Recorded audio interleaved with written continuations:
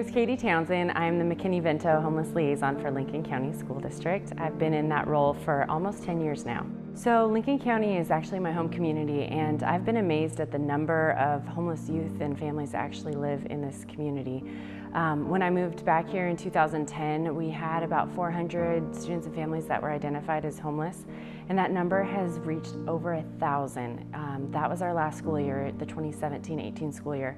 We found that there were over 1,000 students and children, birth through 12th grade, that had experienced some sort of homelessness, ranging from staying in cars to campgrounds to shelters, friends' couches, and it's not always the safest place to stay.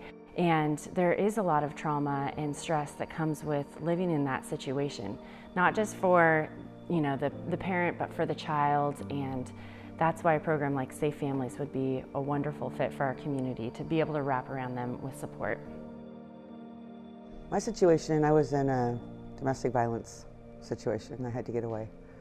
And so we threw everything in storage and we camped here with nothing. And we lived with a friend for 3 months. And then somebody else found a trailer for us, so we moved in there. It's not the best situation, but we're safe. And then I got connected with Miss D. And the more I was around her, the more I was just, she brought out ambition in me, because I would sleep in my trailer and I was in depression.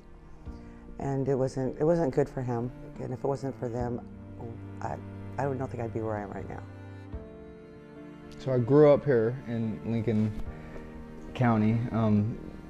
Became a ward of the state when I was eight years old on juvenile probation and in and out of JDH until I got taken away at 14 and I went to foster care. And it's just been a mixed road with drugs and violence, and my entire family was screwed up on drugs pretty bad. And my dad's in and out of prison, and a lot of people died. And I glorified the bikers and the gangs. That's what I looked up to. So I just a product of the environment, and I lived here this whole time. But I just know that I've changed from the inside with God. He changed me completely from shooting meth and heroin and living that life. And I almost got 8 months clean, yeah. I think the relationship and family that Safe Families for Children has to offer to our community will change the cycle of brokenness and poverty and addiction. We need the involvement of the church on a practical, tangible level, not at a distance. Miss D became like my personal friend. And me and her would go to lunch and we would discuss Ryan and what's best for Ryan. She'd call her daughter up and we'd try to all collaborate together. And without them, like I said, Ryan wouldn't be where he is today. We also have over 100 students that are unaccompanied minors. So those are students that are going through homelessness and actually trying to do it on their own without living with their parent or their guardian, bouncing around from location to location. And we don't have a youth shelter here in Lincoln County. So we need to have places for these kids to stay so that they can finish their education, graduate, and move on to a successful life. So many people jump to the conclusion that that is something that the kids have done wrong, and generally speaking, it's not. Generally speaking, kids are escaping from bad situations and would rather, jump from house to house to stay safe and to have some sanity. So I know when I was a kid, there wasn't really no resources to reach out to. Just once you're in that life, the community just kind of shuns you down, and then they look at you, and I still get looked at like that. Like a lot of the cops here and just regular people just look at me like I'm still a menace to society. The main thing about that is stopping the family cycle. It's not about really us, it's about the next generation, and for those kids to grow up and not have stresses and worries and worry about food or where we're going to sleep.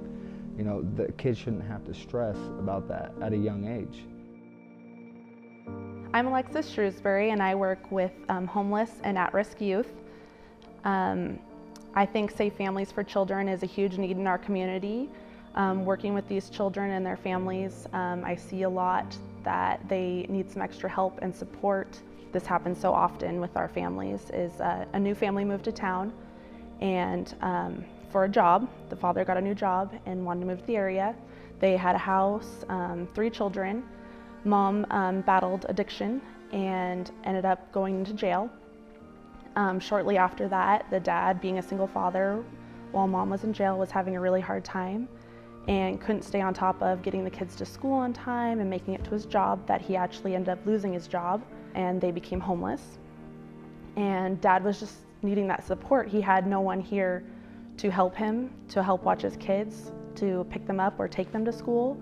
The dad was asking for help. You know, I have no support system. I need someone that can come along and help me. I feel like I can't do it, and putting my kids in unsafe living situations, and they're being exposed to things that they shouldn't be, and was really asking, crying for help before his kids would end up in the DHS system. And unfortunately, we didn't have anything that could really help them at the time. Like, we could help with food and clothing and after school programs, but he couldn't do it alone as a single dad. And his kids end up going into foster care.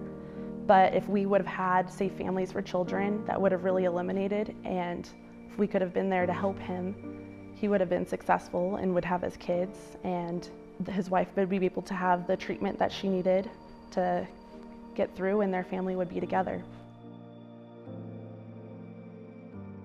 If Safe Homes can come in and really work with parents and kids, we can fix a lot before we have to get DHS involved. DHS is not the answer. Family is the answer. It would just be great to have a program like Safe Families for Children that would provide the support so kids aren't subjected to abuse and neglect, that this program can help before that happens. Because I feel like that's what happens with every single child, is that we know of the situation. Like, we knew that it was an unsafe living situation. We knew that she needed help, but it wasn't until she was actually beaten, until she was actually hurt, until all that she was finally able to get the help that she needed. And the families need the support. They need a role model. They need to be shown and helped in situations before neglect and abuse happens. They need a network and a support system, and I feel churches can provide that for them. A generation ago, we abdicated the church's responsibility to take care of the orphans and the widows, and we gave it over to CSD, and unfortunately, we're missing an important blessing as churches. It's our responsibility to love these kids. It's our responsibility to work with families and help them get well and help them get better. Well, I've seen that the church has been really good about teaching about truth and love, but it hasn't provided a model to effectively reach out to our communities. It says in Matthew that, if you take care of one of these orphans and widows, to the least of these, it's just like you're doing it for me, the King of Kings and Lord of Lords. And so, it's not a small deal. That's how he feels about the widows and the orphans, and you're doing it, just like you're doing it for him. I think we all need to be challenged as believers. We need to have purpose. We need to step out. So many of us, myself included, have fallen into times where we're just comfortable. It's easy to get complacent, but once you try something new and you go for it, God's right there to meet you, and we need each other. We need not only to reach out, but to have others reach to us. It's a two-way, and this kind of program just gives so many wonderful chances to do that. I think for the community, that's what makes a community, draws a community together when they take care of their own. And I think specifically that's what needs to happen, where the people kick in instead of a government agency doing it. It would be better for the community to take care of the community. If they get in and they find what they're good at, what their gifting is, and they apply that to where the need is in the family, whether it's just transportation, whether it's mentoring, whether it's financial counseling, you know, whatever it is that their forte is, that they're very good at and they enjoy doing, and they enjoy teaching other people how to do it, then that's their part to get involved in. There are a lot of jobs. Just like the body of Christ, we all need each other. And I was thinking about this saying, the man who plants a garden believes in tomorrow. And I was thinking how we plant seeds in the lives of the children and their families, and different members nurture and water, but God's the one that brings the increase, and we get to rejoice and watch Him do things that outlast tomorrow and next year and 10 years from now. We just do one thing at a time. We just take one step, because we go, oh no, I don't want to get too involved. That's usually the issue. I don't want to be too overwhelmed. But it's just one thing at a time. I think most people wonder throughout their life, what am I here for? Why am I on this planet? It's got to be more than working. It's got to be more than living for the weekend. It's got to be more than whatever. And we were made to give away what we have to our fellow man. And there's nothing that satisfies you better than that. That's the way it was always designed anyway, to give away whatever you have to your fellow man for his better, and you'll always feel better.